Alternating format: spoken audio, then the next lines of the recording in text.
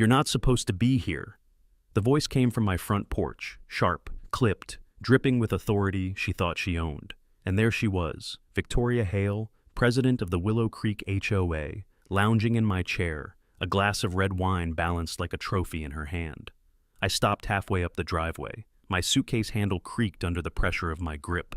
Above me, the clouds were a bruised purple, rolling in slow and heavy. The kind of sky that told you the rain wasn't a matter of if, only when. Victoria's silk robe, burgundy, almost black in the fading light, clung to her shoulders. It looked familiar in a way that tightened something in my chest. Laura's robe, my late wife's. I didn't have to get closer to know. Behind her, the sliding glass doors gaped open, throwing warm yellow light onto the porch. From where I stood, I could see the edge of my leather couch, the silver gleam of my espresso machine, and the top of a bottle of Macallan, uncorked, nearly half empty. I'd been saving that bottle. 3 other people lounged around her, 2 men, 1 woman. Their laughter floated into the humid air, mingling with the smell of my own cedar deck. One of the men had his shoes off, resting his feet on my outdoor ottoman. I didn't move right away. My phone was already in my hand. I slid my thumb over the record button. The red light blinked. One of the men leaned toward Victoria, his voice low, but carrying in the stillness. "Who's that?" She didn't look away from me. "Nobody who belongs here," she said, her tone almost casual. Then she lifted the glass to her lips and took a slow sip, her eyes never leaving mine. The smile she gave me was small and deliberate. I'd seen it before, when she fined me for my mailbox, when she cited me for a Japanese maple I planted. It was the smile of someone who thought that they couldn't be touched. The drizzle began as I stepped out from the shade of the old oak at the end of my drive. A single raindrop hit my cheek, cool and sharp, followed by another. The air smelled like wet asphalt and something electric. Her guests were starting to notice me now. The other woman looked between us, confused. One of the men muttered something I couldn't catch. Victoria set her glass down on the small table beside her with a sharp click. "You need to turn around and leave," she called out. I took another step forward. "No, Victoria," I said, my voice even. "You're the one who needs to leave." For a second, her expression faltered. Just a second. But I caught it. The flicker of recognition. The realization that I wasn't supposed to be here for another 2 weeks. That whatever story she'd been telling these people was about to crumble. I glanced past her into the living room. My throw blanket was draped over the back of the couch, not where I'd left it. The bookshelf had gaps where books were missing. My home smelled faintly of garlic and rosemary, like a meal had been cooked just hours ago. I tightened my grip on the suitcase. It was almost empty. I'd left most of my clothes in Tokyo's storage locker. What I'd brought home wasn't fabric, it was evidence. My laptop, my encrypted drives, and the data that would end her little vacation. Another rumble of thunder rolled overhead, closer this time. One of her guests shifted uncomfortably. The woman glanced toward the street, maybe checking for escape routes. Victoria leaned forward, elbows on her knees. "You're making a mistake, Ethan," she said, voice lower now, almost intimate, like we were co-conspirators instead of adversaries. "Walk away, and I'll forget I ever saw you here." I took the final few steps to the edge of my porch. The rain was falling harder now, tapping against the wine glasses, darkening the wood beneath our feet. "Not happening," I said. And in that moment, between the roll of thunder and the wet slap of a raindrop hitting the porch rail, I could feel it. The storm wasn't just in the sky, it was right here, between us. And it was about to break. The storm didn't begin with rain. It began 6 months earlier, with a knock on my front door. I'd only been in Willow Creek for 4 days.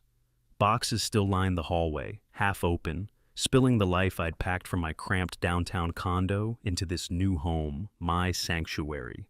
The house itself was my dream made solid, glass walls catching the morning light, steel beams clean and strong, hardwood floors that echoed just enough to remind me the space was mine, a perfect fit for the quiet I'd been chasing for years.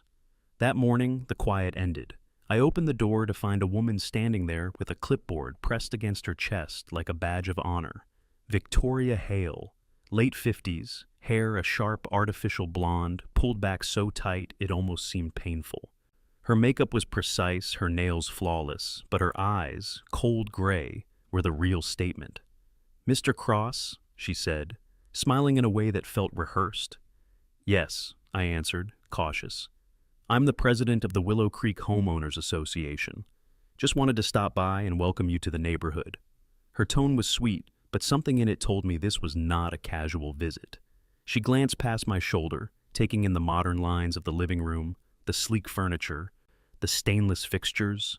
I could almost hear the mental checklist ticking away in her head. And I noticed your mailbox, she continued, flipping through the papers on her clipboard. It's a very modern design, black steel, not exactly in compliance with community standards. I glanced toward the curb, where the mailbox matched the architecture of the house perfectly. It came with the property, I said. She hummed, eyes narrowing just slightly. Well, the approved style is the forest green colonial model. Keeps the neighborhood uniform, you understand? I'll have to issue a notice, $50 a day until it's replaced. It was my 4th day in the house. I hadn't even unpacked my coffee maker, but I'd already learned something. This woman wasn't welcoming me. She was marking territory. That evening, I replaced the mailbox, not because I agreed, not because I was intimidated, because I had bigger priorities at the time. In hindsight, that was my first mistake. The notices started coming after that. Garbage bins left visible for 45 minutes past pickup. An ornamental Japanese maple not on the approved flora list. A package on my porch for more than 3 hours. An eyesore, she called it. Every slip of paper arrived with her signature at the bottom, neat and smug. One Saturday, as I stood in the front yard measuring the height of my grass, just to avoid another fine, my next-door neighbor leaned over the fence. George Whitman, early 70s, retired engineering professor, and a man who had clearly seen more HOA drama than any sane person should endure. Getting the Victoria treatment, huh? He asked, grinning like he already knew the answer. You could say that, I replied. Don't let her get to you. She's been running this place like her own little kingdom for a decade. Lives in one of the old ranch houses by the gate, but she's pathologically jealous of anyone with a bigger home or a better view. He told me about the time she fined a family for excessive balloonage at their grandson's birthday party. I laughed then, but it wasn't funny for long. By spring, I was buried in work. A contract came through, one of the biggest of my career. Cybersecurity consulting for a major corporation in Tokyo. 1 full month overseas, starting May 1st. HOA rules required that any homeowner away for more than 2 weeks provide written notice to the board. And, here was the part I hated most, an emergency access key. The rule had been contentious before I even moved in, but Victoria fought to keep it. Now I had no choice. I sent the email, dates included, key dropped off in a sealed envelope. Then I armed my security system, a custom network I'd built myself. Cameras, sensors, smart locks, and enough logging capability to track the opening of the refrigerator door. I didn't just lock my home, I wrapped it in digital steel. As I closed the door behind me that morning, suitcase in hand, I remember thinking how good it would feel to come back in June, step into my quiet house, and breathe.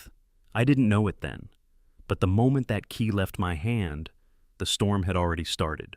Tokyo has a rhythm all its own, neon and steel, crowds that flow like water, conversations spilling from tiny ramen shops at midnight. For a man like me, someone who lives in patterns, it's a dream. And for the first 2 weeks of that contract, my world was nothing but numbers, code, and high-stakes meetings. From the 34th floor of the Marunouchi building, I was overseeing a security overhaul for one of Japan's largest finance firms. My days were long, my nights short. Jet lag blurred into caffeine. I barely had time to think about home, until the first ping. It was just a small alert, something most people would have missed entirely. At 2:16 a.m. local time, my home's smart thermostat logged a manual temperature change. Master bedroom, from away mode 65 degrees to a comfortable 72. I told myself it was nothing, maybe a glitch, a blip in the system, but the part of my brain that built that system didn't believe it. 2 days later, another ping. This time, it was my refrigerator. Weight sensors on the shelves recorded the addition of a gallon of 2% milk, a 6-pack of Greek yogurt, and, this one made me stop, a bottle of cheap Chardonnay. I don't drink milk. I don't eat Greek yogurt. And cheap Chardonnay? That's not just off my list. It's not even in the same store. I was standing on the train platform at Shinjuku when I read the alert. The crowd surged around me, the melodic chime announcing the next express. But all I could feel was the tightening in my chest. The third ping came that night. Someone had accessed my Plex media server, watched 3 hours of The Real Housewives. I didn't need to guess who, I just needed to confirm it. Back at the hotel, I connected to my home system, opened the secure portal.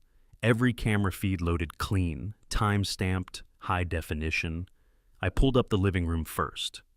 There she was, Victoria, sitting on my couch, a crystal glass in hand, wearing one of my cashmere throws over her shoulders, and next to her, Peter, her meek, balding husband, flipping through my channels like he was born with the remote in his hand.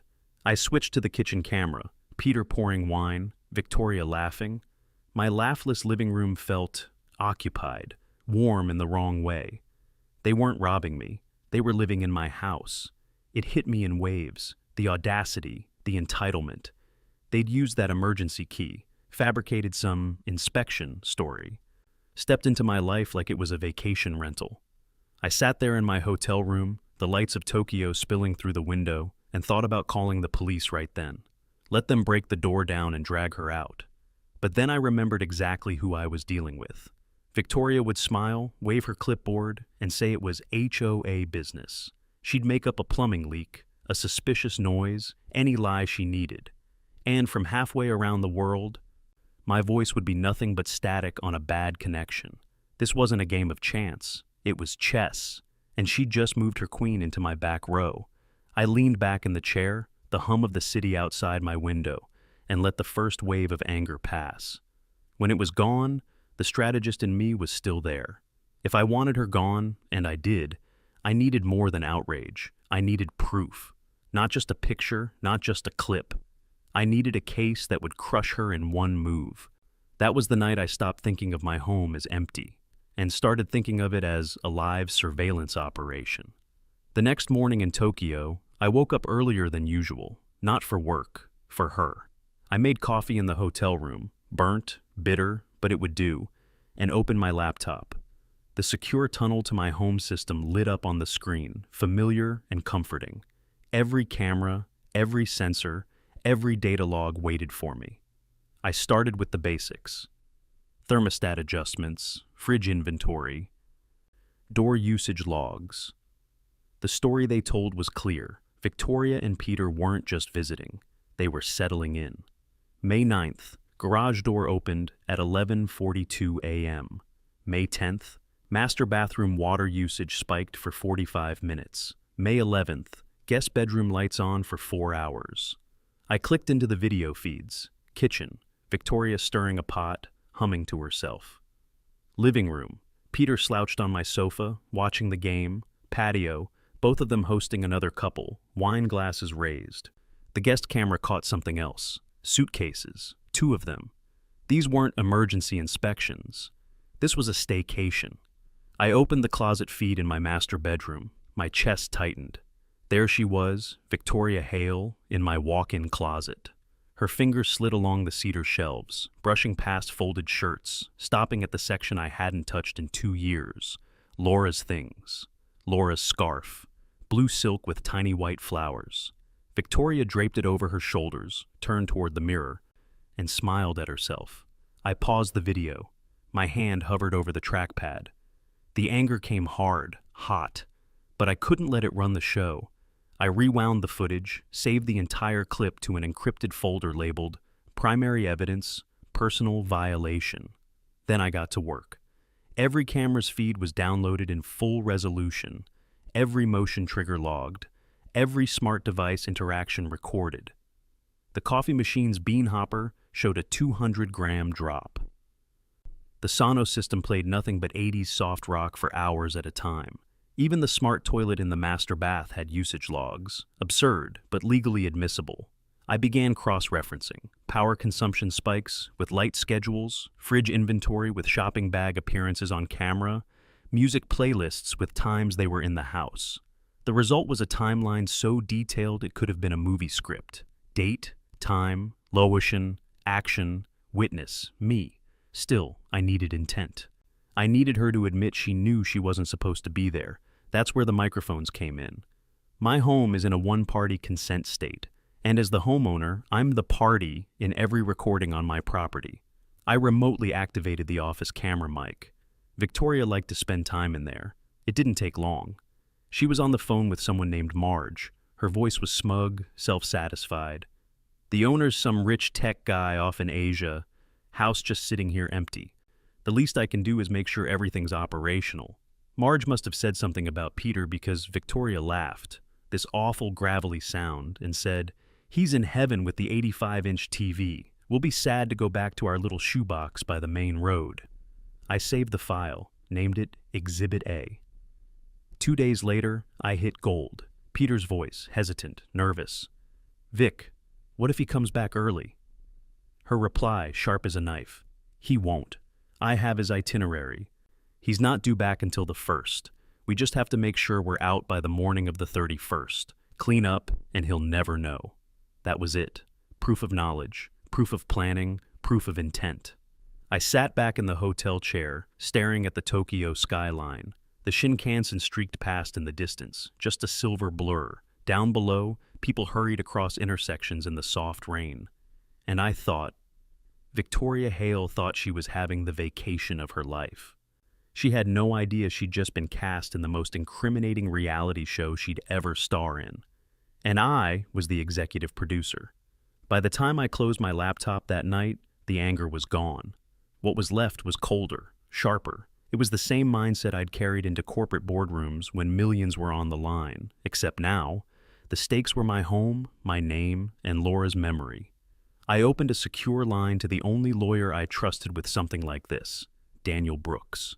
Daniel wasn't just sharp, he was surgical, the kind of man who could walk into a room full of people certain they were right, and walk out with all of them signing settlements they never saw coming. When he picked up, I didn't waste time. "I've got a situation. High-value property, unauthorized occupation, and a very stupid HOA president who thinks she's untouchable. Tell me you have evidence," he said. 16 high-definition camera feeds, audio recordings, smart home logs, and a recorded confession of intent. There was a pause, then a low whistle. "Ethan, you might just be my favorite client this month." For the next hour, we worked the angles. Step 1, criminal complaint. The kind of airtight package that would make the DA salivate. Trespassing, theft, unlawful occupancy, every charge we could stack. Step 2, civil action, damages for property use, consumption, emotional distress, and, most importantly, the destruction of her power base in the HOA. But Daniel was clear. The landing is what matters. We don't want her slipping out of this with some excuse. We need her caught off guard, on her heels, in front of witnesses. "How?" I asked. "Simple," he said. "You come home early?" We picked the date, May 15th, 2 full weeks before she expected me. The plan was straightforward. I'd approach quietly, catch her mid-occupation, and let her react. With luck, and knowing Victoria, it was more like certainty she'd overplay her hand. Maybe call the police herself. Maybe make some grand claim of authority. Either way, it would be her digging her own grave. "And while she's doing that," Daniel added, "I'll be on my way with the evidence packet. The moment she lies to law enforcement, I show up with the truth." The beauty of it was in its simplicity. Let her arrogance do the heavy lifting. In the days that followed, between meetings in Tokyo, I refined the details. I reviewed the footage daily, not just to add to the evidence, but to predict her patterns. When she used the kitchen, when she sat on the porch, how often she invited guests. By the second week of May, I could tell you her schedule better than she could. Morning coffee at 8:15, phone call to Marge around 10, afternoon on the patio with Peter by 3, and always wine in hand by 5. I also made small, invisible adjustments to the security system. Microphone sensitivity up by 10%. Camera compression rates lowered for sharper playback. Remote backups running every 6 hours to 3 different encrypted servers. If she so much as breathed in the wrong room, I'd have it saved in triplicate. And because I knew Victoria's type, I set one last trap. I crafted a short, casual email to the HOA board. Project in Tokyo extended. Will be returning June 7th instead of June 1st. Thanks for your understanding. I could practically hear her sigh of relief from halfway across the world. The truth? I was already booked on a flight home. Seat 3A, May 15th. Daniel had cleared his schedule for that afternoon. All we needed was for Victoria to be exactly who she'd been for the last 3 weeks. By the time my final meeting in Tokyo wrapped, the anticipation was electric. The city lights below my hotel window blurred as I stared out, imagining her face when I stepped onto that porch. Daniel's last words before I boarded the plane played over in my head. Let her make the first move, calm, factual, and patient. The more she talks, the deeper she goes. And when she hits bottom, we'll be there. The 12-hour flight home would feel like a lifetime. But, for once, time was on my side. The 12-hour flight from Tokyo felt like a slow burn. Not because of the jet lag, or the cramped seat, even in business class, but because every passing hour pulled me closer to the moment I had been waiting for. Daniel and I had gone over the plan 3 times before I boarded. His voice had that measured confidence lawyers get when they know the evidence is a sledgehammer and the other side is made of glass.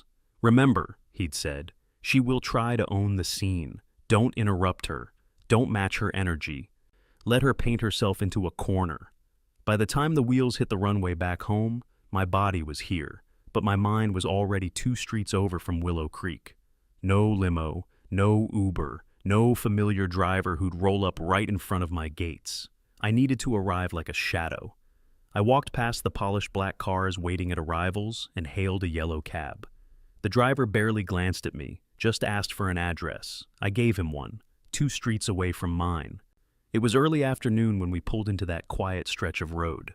Sunlight broke through scattered clouds, the air heavy with the promise of more rain later. The driver looked confused when I asked him to stop there, but I handed him the fare and stepped out with my suitcase. 2 blocks ahead, I could see the entrance to Willow Creek. Perfect lawns, white picket fences, the kind of place where the HOA doesn't just write rules, they breathe them. As I walked, I passed George's place. Curtains moved in the front window. He knew. He'd been part of the silent watch these last few weeks, forwarding me subtle updates without drawing attention. A slow, knowing nod was all he gave me as I passed. I kept going until my house came into view. Even from this distance, I saw her car, Victoria's silver Mercedes, parked in my driveway like a badge of ownership. The porch was dressed the way she liked it. Cushions fluffed, wine glasses ready, the small side table holding a bottle with the cork already out. I stopped beside the broad oak tree at the edge of my property. From here, I had the perfect angle. I set my suitcase down, pulled my phone from my pocket, and hit record. She was there, just as I'd predicted. Burgundy silk robe, glass in hand, leaning back like she owned the view.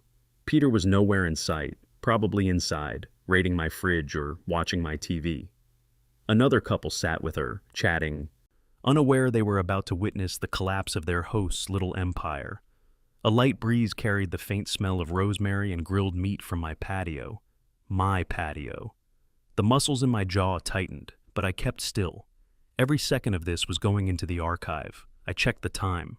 Daniel would already be in his car, the evidence packet riding shotgun. All I had to do was walk up that driveway and let the script play out.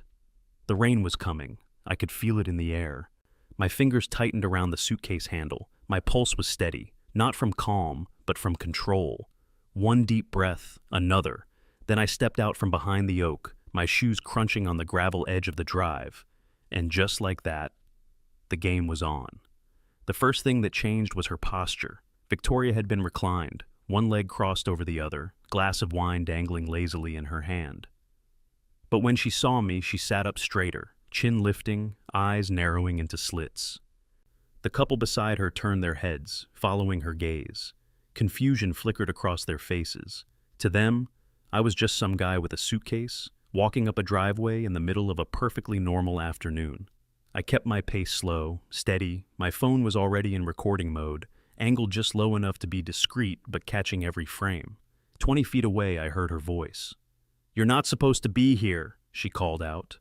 Her tone was firm, clipped, and loud enough for the neighbors to hear. I stopped for half a beat, then took another step. "No, Victoria," I said, my voice calm and clear. "You're not supposed to be here." A ripple went through her guests. The man sitting nearest to her looked at me, then at her. "Vic, who is this?" "Just a trespasser," she said smoothly, waving a dismissive hand. "He must have wandered in. I'll handle it." I took another step up the driveway, rain beginning to spot the concrete. My eyes stayed locked on hers. "Call me what you like," I said, "but we both know whose name is on the deed." Her smile froze. It was subtle, but I saw it, the half-second delay before she spoke again. "You need to leave, now." The woman sitting with her glanced toward the street, uneasy. "Vic, maybe we should go inside." Victoria ignored her. She stood, setting her glass down with a sharp click. "I'll make this easy for you," she said, pulling her phone from her robe pocket. "You've got 3 seconds to get off this property before I call the police." I let my expression stay neutral. "Go ahead." Her thumb moved fast over the screen, and I heard her voice shift into something high-pitched. "Urgent." "Yes, 911. This is Victoria Hale, president of the Willow Creek HOA. There's a man on my property, yes, my property, who's threatening me. He has a suitcase. Please send officers right away." I didn't interrupt, didn't move. Just let the rain gather on my jacket and the camera roll in my hand. When she hung up, she squared her shoulders like she'd just won the match. "They'll be here in minutes. You might want to think about what you're going to say." "Oh, I've thought about it," I said. "For weeks." One of her guests stood up. "Wait, is this guy saying—" Victoria cut him off. "It's nothing. He's confused. Probably drunk or—" I tilted my head. "Drunk? Not yet. But if you'd like, I can tell the officers exactly which bottle of Macallan you opened on May 10th. That got her. The flicker in her eyes wasn't just recognition this time. It was fear. She covered it quickly, but not quickly enough. I took the last few steps until I was standing at the base of the porch steps. We were no more than 8 feet apart now. I could see the faint smudge of lipstick on the rim of her wine glass, the way the silk of her robe clung slightly from the damp air. "Leave," she said again. But the edge in her voice was fraying. I shook my head slowly. "No." Behind me, tires hissed against wet pavement. The distant wail of sirens began to rise, drawing closer with every second. Her guests exchanged nervous glances. One of them muttered something about not wanting to be involved.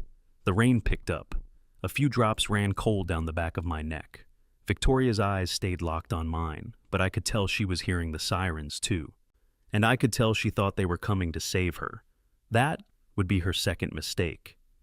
The sirens swelled, echoing off the neat rows of houses until 2 police cruisers rounded the corner and slid to a stop in front of my driveway.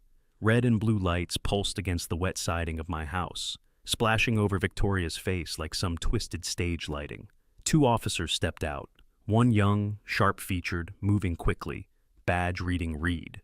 The other older, broader, with a measured stride, Sergeant Harris. "Ma'am, sir, what's going on here?" Harris asked, his voice calm but carrying authority.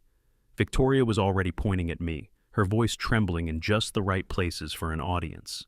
"That man, he's a trespasser. He came onto my property and refused to leave. He's been threatening me.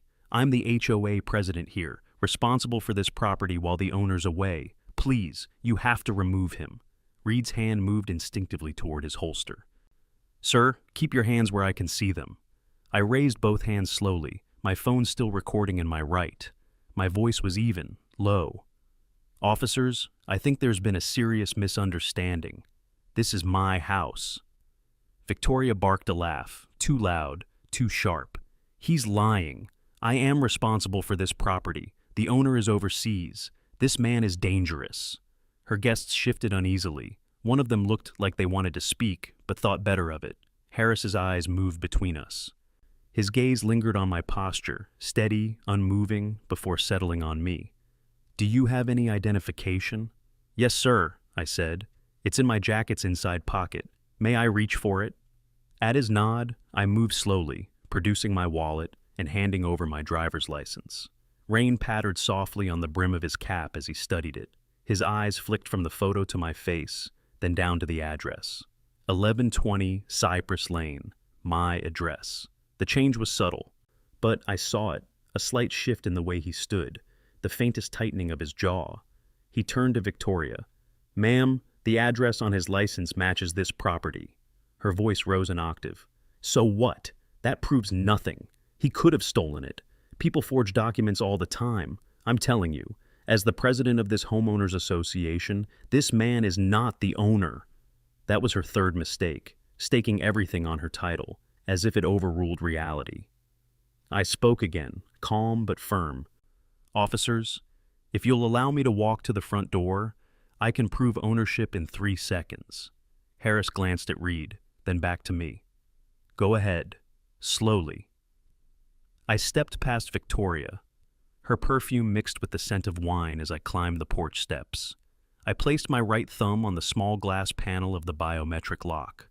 A soft chime, the click of the deadbolt retracting. The heavy door swung open an inch. I turned back to them. "You can't forge a fingerprint on the spot."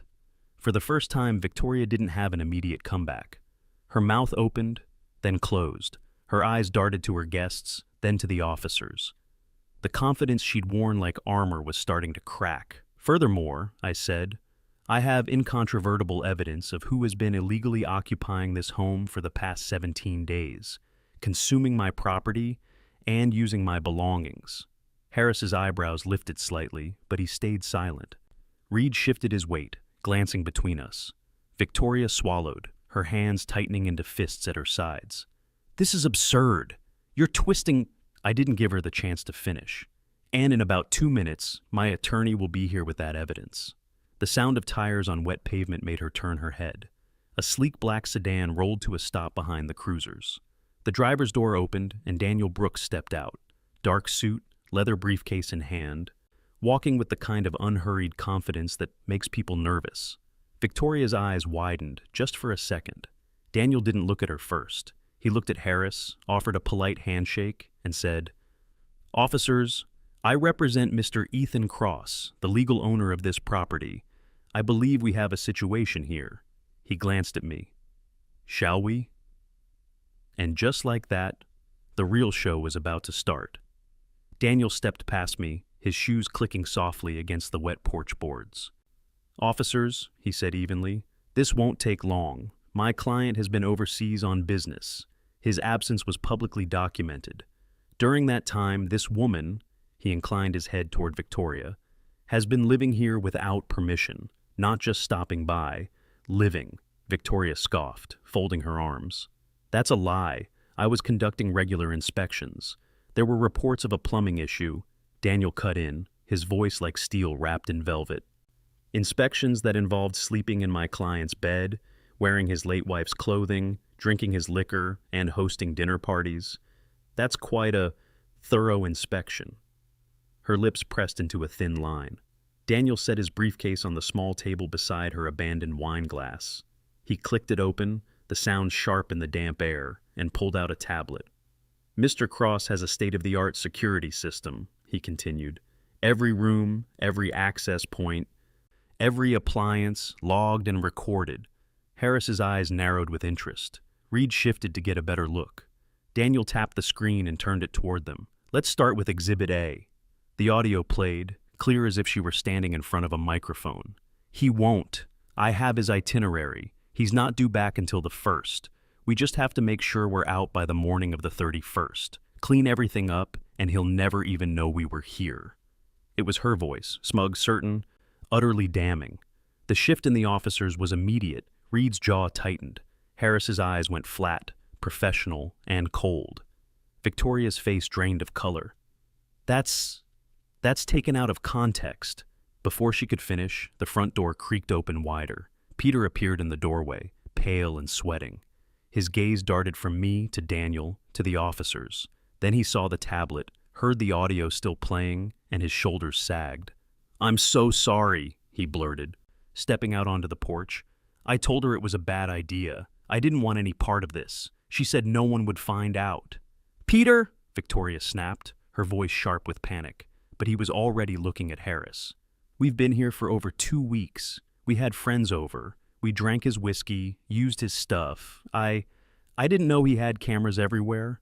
Daniel's eyebrows lifted slightly. Thank you, Mr. Hale. That confirms quite a bit. Victoria turned on him. You spineless Mrs. Hale, Harris said, his tone suddenly all business. I think that's enough. She froze. She knew that tone.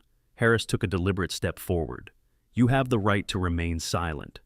The metallic ratchet of handcuffs closing around her wrists was louder than the rain. Reed took her by the arm, guiding her down the steps toward the cruiser. Her guests were silent, wide-eyed. The woman clutched her purse like a shield. The man stared at the ground. No one moved to help her. Victoria twisted in Reed's grip, trying to face me. You think this is over, Ethan? You... The cruiser door shut on the rest of her sentence. Peter stood there, wringing his hands. He looked at me like he wanted to say more, but I shook my head. Go home, Peter. He nodded quickly, almost gratefully, and hurried down the porch steps toward the street. Daniel closed his briefcase with a soft click. Well, he said, glancing at the departing cruisers. That went even smoother than I expected. Harris stepped up beside me. Mr. Cross, we'll need a copy of all that evidence for the record, but I think it's safe to say you're not the trespasser here. Glad we cleared that up, I said. The rain was falling harder now, tapping steadily against the porch roof. Across the street, curtains twitched. The neighborhood had been watching, and they'd just seen the Queen of Willow Creek led away in cuffs. The sound of the cruisers faded down Cypress Lane, replaced by the steady drumming of rain on the porch roof. I stood there a moment longer, just letting the air settle. The tension that had wound tight in my chest for weeks began to loosen, slowly, cautiously. Across the street, a curtain slipped back into place. 2 doors down, George stepped out under his awning, hands in his pockets, giving me the smallest of nods. He didn't smile, but he didn't have to. We both knew exactly what had just happened. Daniel closed his briefcase, his dark suit now spattered with tiny droplets. That's one chapter done, he said, glancing toward the street. But the book's not over yet. She's going to lawyer up. We need to make sure the DA's case is bulletproof. I stepped inside my doorway for the first time in a month. The familiar scent hit me. Cedar, faint coffee, the lingering trace of my own cologne in the air. But there were other smells too. Wine, cheap perfume, a hint of rosemary from whatever she'd been cooking outside. The living room told its own story. Pillows rearranged, my throw blanket folded differently, a wine ring on the glass coffee table. In the kitchen, the trash bin overflowed with bottles that weren't mine. A casserole dish I didn't own sat drying on the rack. Evidence. All of it. Daniel followed me in, pulling a small notepad from his pocket. Photograph everything before you touch it. Then we'll do a walkthrough, make a list of anything damaged or missing. It felt clinical, almost cold. But that's how you keep cases airtight. No emotional shortcuts, no rushing to clean up just to feel better.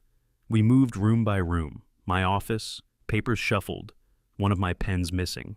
Guest bedroom, suitcase indentations still pressed into the duvet. Master bath, my toothbrush replaced with a cheaper one, probably hers. When we reached the walk-in closet, I stopped. Laura's section looked the same, but the scarf she'd worn on our last anniversary was gone. Daniel caught the look on my face but didn't comment. He simply wrote it down.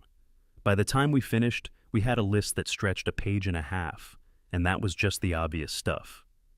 Ethan, Daniel said as we stepped back onto the porch, you need to be ready for this to get louder. She'll claim this was a misunderstanding, that she had authority. Her defense will be all bluster, but the facts, they're on your side. I nodded. I've been ready since Tokyo. He gave me a long look, then allowed himself a faint smile. Good, because this is going to be a clean kill. As he headed to his car, I stayed on the porch, watching the rain fall in silver sheets across the driveway where her Mercedes had been. The sound was steady, unhurried. Somewhere inside me, a knot loosened for the first time in weeks. Not gone, but loosened. Victoria Hale's reign over Willow Creek was broken. Everyone had seen it. Everyone had heard the cuffs snap shut. And now, it was time to finish the job. The arraignment came first, just a week after the arrest. It was a gray Thursday morning, the courthouse steps slick with drizzle. I stood beside Daniel, watching reporters gather like crows, their cameras clicking the moment Victoria's silver Mercedes pulled up. She stepped out in a beige trench coat, hair perfectly styled, makeup flawless, as if she could will the narrative back into her favor, but the tightness around her eyes told another story. Inside, the hearing was quick: trespassing, burglary, theft, fraud. The list of charges read like a shopping receipt for bad decisions. She pled not guilty to every single one, chin high, eyes scanning the room as though looking for allies. There were none. The preliminary hearing stretched into summer. Each time, Daniel brought another layer of evidence: videos, logs, receipts, Peter's reluctant testimony. The defense tried to spin it. She'd been safeguarding the property, preventing potential vandalism, acting in the best interest of the neighborhood. The judge wasn't buying it. Neither was the DA. The real blow came during cross-examination. Daniel played the audio clip again, her voice bragging about my itinerary, her exact plan to leave before I returned. Then he followed it with a still image from the closet camera, her wearing Laura's scarf, smiling at herself in the mirror. There was no talking around that. The jury's faces said it all. By the time the trial proper began in early fall, the media had latched on to the story. HOA president accused of living in neighbor's mansion while he was abroad. The headline alone was enough to make every evening news segment. In the courtroom, her posture had changed. The defiance was still there, but thinner, frayed at the edges. Peter testified against her in exchange for immunity on lesser charges. The HOA board members, her supposed allies, were nowhere to be seen. Some had already resigned, citing health reasons. The verdict came after just 3 hours of deliberation: guilty on all counts. When the judge read the sentence, 18 months in county jail, restitution of $42,000, and a 5-year ban from holding any HOA office, Victoria didn't flinch. She just stared ahead, lips pressed together, as though the whole thing was happening to someone else. But when the bailiff led her away, her eyes flicked toward me. No words, just that look. And in it, a truth she'd never admit out loud. She knew she'd lost. The ripple effect in Willow Creek was immediate. The remaining HOA board called an emergency meeting, this time in the community hall instead of someone's living room. George was elected interim president by unanimous vote. No campaigning, no speeches. Just quiet agreement that he was the one who could steady the ship. The emergency key bylaw, the same rule Victoria had used to access my home, was repealed that night. In its place, a strict policy: no board member may enter a homeowner's property without explicit written consent from the owner, under any circumstances. Neighbors who had once kept polite distance now stopped to talk when I walked down the street. Some apologized for not speaking up sooner. Others simply said they were glad she was gone. It wasn't victory in the fireworks and champagne sense. It was quieter than that, more permanent. Daniel and I met one last time to close the civil case. After damages, legal fees, and restitution, Victoria was left with little more than her car and the contents of a small storage unit. She sold her house before the bank could take it, moving out of Willow Creek for good. As we signed the final paperwork, Daniel leaned back in his chair. "You know, Ethan, you could have just called the police when you first saw her on camera." I smiled faintly. "Where's the fun in that?" He laughed, but we both knew it wasn't about fun. It was about making sure she didn't just get chased off. She got held accountable. For the first time in months, I slept through the night without waking to check the camera feeds. The house was mine again. And so was the quiet. Autumn settled over Willow Creek like a fresh coat of paint. Warm gold leaves, crisp air, the scent of fireplaces drifting on evening walks. Life moved on. But the memory of that summer, it stayed with me. Sometimes I'd be sitting on the porch, coffee in hand, and catch myself glancing at the driveway, half expecting to see a silver Mercedes pull in. Old habits die hard. But the space stayed empty, quiet. The house felt different too, not just because Victoria was gone, but because I had reclaimed it on my own terms. Every room, every picture frame, every little quirk of the place carried the same message. You stood your ground. Neighbors still brought it up from time to time. George liked to joke that he was still getting calls from folks in other neighborhoods, asking for advice on how to get rid of a bad HOA president without losing your mind. The story had traveled through news segments, online forums, even a couple of podcasts. But to me, the real victory wasn't her arrest, or the headlines, or even the reforms we pushed through. It was the proof that patience, preparation, and precision could take down someone who believed they were untouchable. I thought a lot about Laura in those weeks after. She had always said that bullies burn themselves out if you just give them the rope, but she'd also believed in tying the knot for them, quietly, without fanfare, and making sure it held. That's what this was, not a fight, not a war, just a knot, tied tight. The night before Thanksgiving, George came by with a bottle of bourbon. We sat on the porch, watching the last of the leaves fall. "You ever think she'll come back?" he asked. I shook my head. "Not here, not after that." He grinned. "Good. This place deserves the quiet." We poured 2 glasses, clinked them together, and let the silence stretch. If there's a lesson in all of this, it's simple. When someone tries to take what's yours, your home, your peace, your dignity, you don't have to shout to get it back. You just have to be ready when the moment comes. And when it does, you don't miss.